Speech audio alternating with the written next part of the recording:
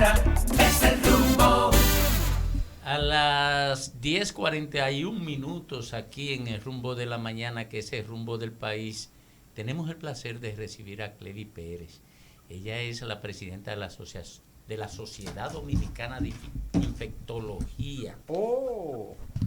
Bienvenida, doctora, buenos días.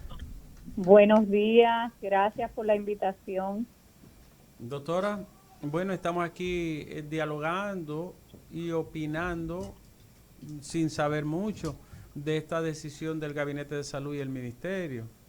Ya la decisión de vacunar a los infantes entre 5 y 11 años. ¿Cuál es la posición de ustedes y cuáles son los levantamientos que han hecho en comparación con otros países? Bien, realmente la decisión de vacunar obedece a varios factores. Primero, reducir el número de población susceptible, es decir, mientras más rango hay de personas no vacunadas, más personas no susceptibles, más transmisión comunitaria y pues mayor número de casos y de complicaciones. Entonces, cuando se decide vacunar es porque ya se ha visto suficiente data y suficiente número de dosis aplicadas ya en otros países, y aparte de los ensayos clínicos, estamos viendo ensayos clínicos de vacunación de 3 a 17 años, por ejemplo, en China. Los artículos ya tienen meses publicados y cada vez se han ido publicando más. Ya otros países han empezado, lo están haciendo con seguridad y sin reportar efectos adversos mayores.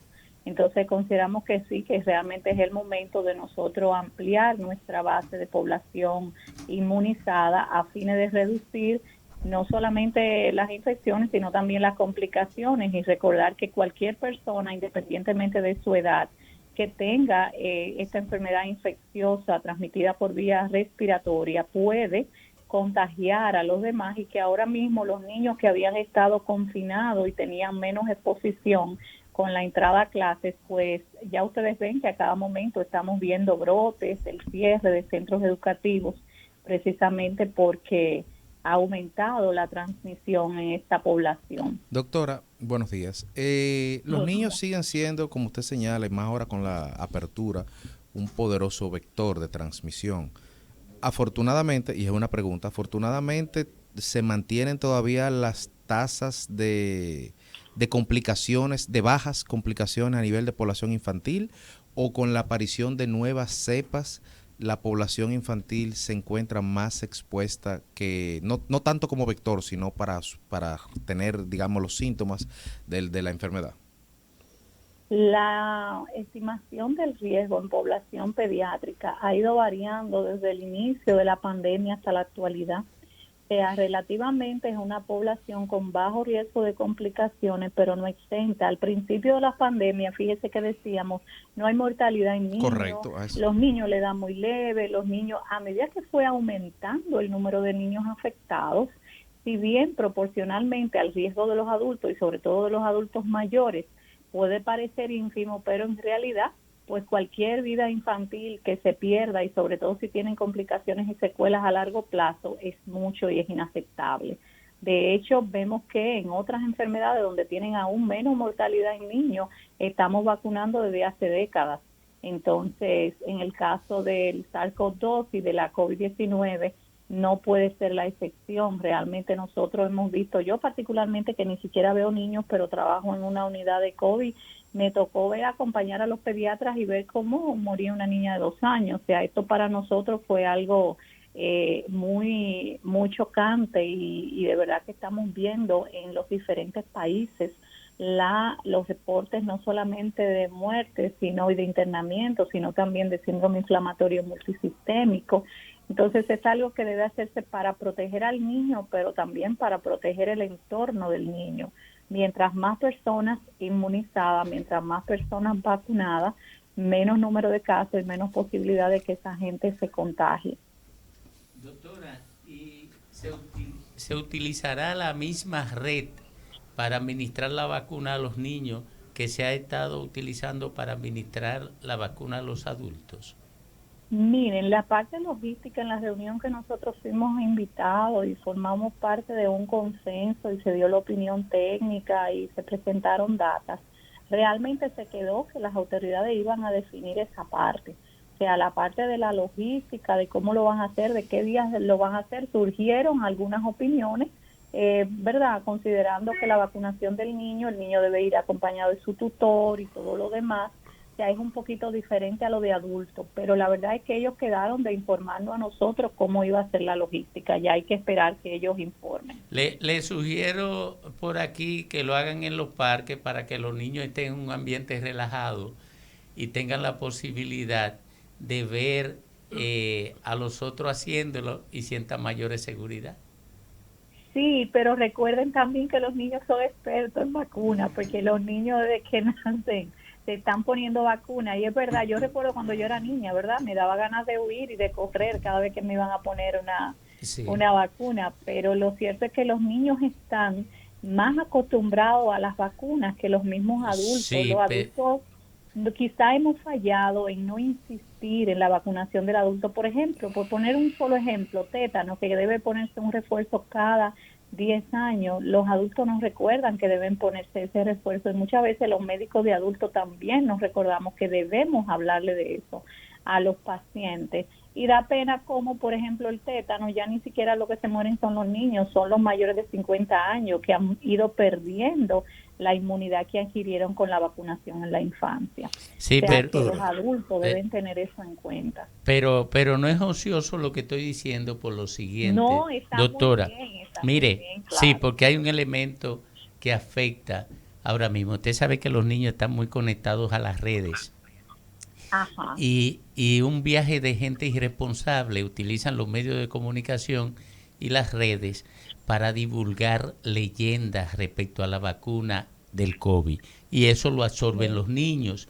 Y de alguna manera podía mitigarse eso si se hace en lugares donde ellos puedan ver a otros niños haciendo lo mismo. Solamente se me ocurrió eso por esa razón, porque hay demasiados irresponsables en los medios de comunicación y en las redes divulgando disparates. Doctora. Qué bueno que usted menciona esa palabra, responsabilidad. Recordar que cuando uno es divulgador o cuando tiene el acceso a la palabra y uno dice cosas sin fundamento, basado en querer aterrorizar o en querer diseminar, como usted dice, leyendas y cosas sin contrastación, uno está haciendo que personas que pudieron haber tomado una decisión apropiada para su salud, para la defensa de su vida, no la tomen. Entonces hay que sentir que también estas personas tienen que tener una responsabilidad. O sea, no se puede estar jugando con la vida de la gente de esta manera. Doctora, se ha publicado la información de que hay una reducción de camas disponibles, que ha habido un incremento de personas afectadas. ¿Es cierto que ha habido un incremento de personas afectadas en estos momentos? Sí, las dos cosas son ciertas.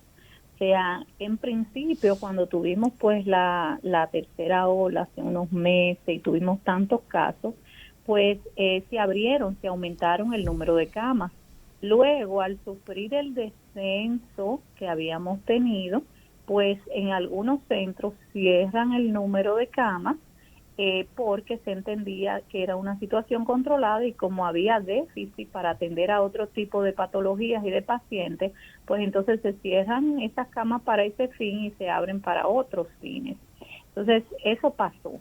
Cuando tenemos ahora este incremento del número de casos que hemos sufrido en estas últimas semanas, que es evidente, o sea, lo estamos viendo en la consulta, en los internamientos, no solamente en la positividad y la estadística que nos presentan, sino que lo estamos viendo todos los médicos que trabajamos con COVID, o sea, pasamos de tener un paciente ingresado y a veces ninguno, hemos pasado a tener las unidades con las camas disponibles llenas. O sea, estamos hablando de que donde yo trabajo en un momento se redujeron las camas, pero ahora hemos tenido que otra vez aumentar el número de camas disponibles. O sea, es obvio que ha aumentado, independientemente de las estadísticas a las que todos podemos acceder.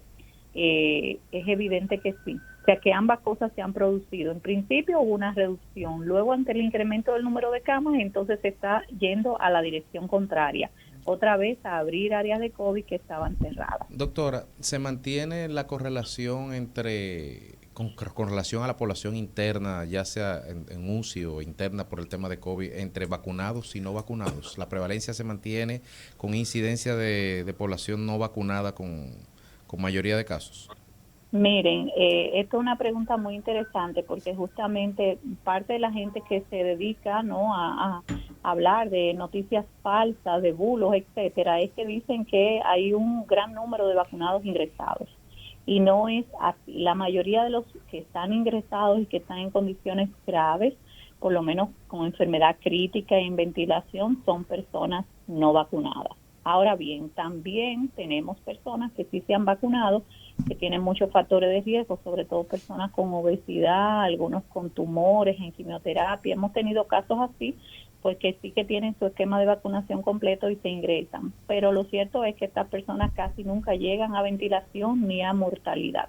O sea que aún en personas con muchos factores de riesgo, como obesidad, como cáncer, quimioterapia, como personas con diabetes descontrolada, aun cuando llegan a ingresarse, generalmente no llegan a ventilación ni a muerte los que tienen su esquema completo de vacunación.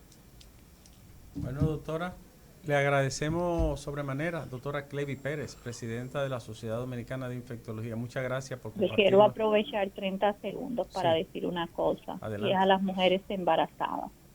De las peores cosas que nos está tocando ver es a embarazadas complicadas, embarazadas en ventilador, embarazadas que han muerto, han fallecido por COVID. Las vacunas ya realmente hay suficiente evidencia con las dosis aplicadas de que, y están saliendo estudios de hecho en vida real publicados, donde no aumenta el riesgo ni de aborto ni de malformación. Y lo que sí sabemos es que las embarazadas tienen 4 veces mayor posibilidad de morir que sus pares no embarazadas. Entonces queremos hacer un llamado a que las embarazadas se vacunen, porque de verdad que lo que estamos viendo ahora es una explosión de casos en embarazadas.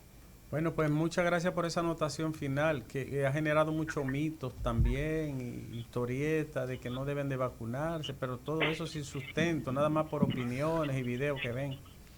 Y es muy importante que usted lo diga, una facultativa como usted. Muchísimas gracias. A usted, doctora Clevy Pérez, presidenta de la Asociación Dominicana de Infectología. Rumbo de la mañana.